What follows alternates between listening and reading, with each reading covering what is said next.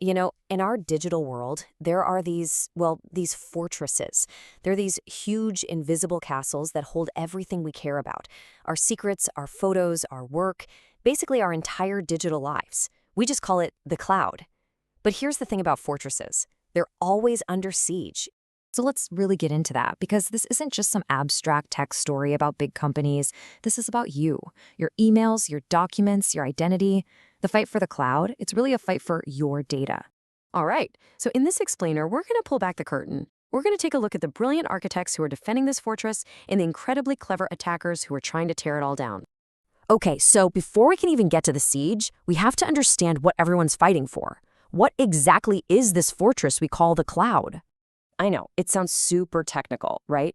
But it's really just a massive shared pool of resources. Servers, storage, networks, that powers basically everything you do online. From your favorite streaming service to your company's entire operation. It's the engine that makes the modern internet go. And if you want to get a sense of the scale here, just think about this. Way back in 2016, the market was already worth over $200 billion. Today, it's way, way bigger. Now, when you concentrate that much value in one place, you don't just attract businesses, you attract criminals. It's like painting a giant target on the fortress walls. So, if the cloud is the fortress, how do the attackers actually lay siege to it? Well, their strategies are usually trying to compromise one of three things: availability, which is just shutting you down; confidentiality, which is stealing your secrets; or integrity, which means messing with your data. So, let's open up the hacker's playbook. When you strip it all down, this entire conflict boils down to two really simple ideas. You've got the threat, that's the attack, the battering ram hitting the wall, and then you have the countermeasure, that's the defense, reinforcing the gate. It's just a constant cat and mouse game. One of the most common moves is a denial of service, or DOS, attack. This is a classic assault on availability. Just picture it like this. An attacker sends 1 million fake letters to the castle gate all at once. The guards get so bogged down dealing with all that junk mail that they can't let the real important messengers through. The whole system just grinds to a halt. So how do you stop that? Well, it's all about control. The defenders use something called a hypervisor, which is kind of like the traffic cop for all the cloud's resources, and they use it to set limits. It basically says, hey, nobody gets to use more than their fair share. This creates a sort of fast-pass lane, making sure that even when there's a flood of fake requests, the real users can still get through. Now, this next one is, well, it's a lot more subtle. It's an attack on confidentiality. See, the cloud works by creating lots of separate virtual rooms on one giant server. This attack, a VM escape, is like finding a crack in the wall of your room that lets you peek into or even walk into someone else's. And what's so wild is that the very technology that makes the cloud so efficient, this virtualization, can also be its biggest weakness. So the defense here is exactly what you'd think. You gotta seal those cracks. And that means being constantly vigilant, patching software holes as soon as they're found, limiting how these virtual rooms can even talk to each other, and basically just building thicker, stronger walls to make sure every single person stays completely isolated in their own space. Okay, this is where it gets really personal. A man-in-the-cloud attack uses a feature we all use and love, automatic syncing, and turns it against us. First, an attacker steals your login token, which is like your digital key. Then they drop a malicious file into your cloud folder. The service, just doing its job, helpfully syncs that malware to your laptop, your phone, everywhere. It's a Trojan horse delivered by a service you trust.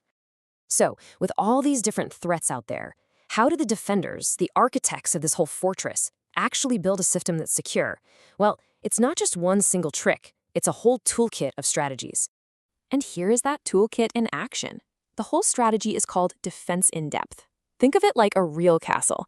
You've got strong authentication, that's the main gatekeeper checking IDs. You have logging and monitoring, those are the watchtowers constantly scanning the horizon for anything suspicious.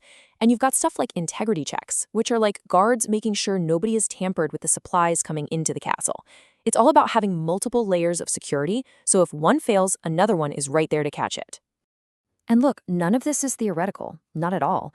This battle has been raging for years, with real attacks that have had very, very real consequences. Let's just look at a few key moments from history. You can almost see this story unfolding here. It starts back in 2009 with a huge DDoS attack. That's a brute force assault on availability. But then, by 2014 and 2015, you see these much more sophisticated VM escape attacks we just talked about, things like Venom, which were way more surgical and dangerous.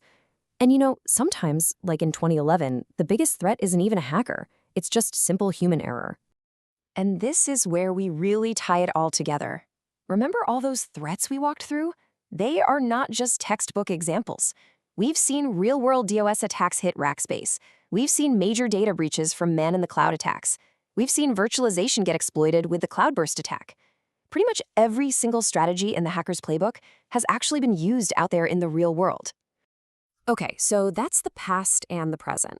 But what's next? Where does this battle go from here? Well, the fortress isn't getting any smaller. In fact, it's expanding out into a brand new and pretty wild frontier. Yeah, the next big thing is the Internet of Things. I mean, think about your smart thermostat, your watch, maybe even your smart fridge. We're talking about billions of tiny, simple devices. They just don't have the processing power to run complex security software on their own, so they have to rely on the cloud to keep them safe. And every single one of them is a potential new doorway into the fortress. And this really leaves us with the ultimate question. This digital fortress was originally built to protect big servers and computers, but now it has to protect billions of tiny interconnected devices scattered all across the globe. The siege is only getting bigger, and it really makes you wonder, are the walls strong enough for what's coming next?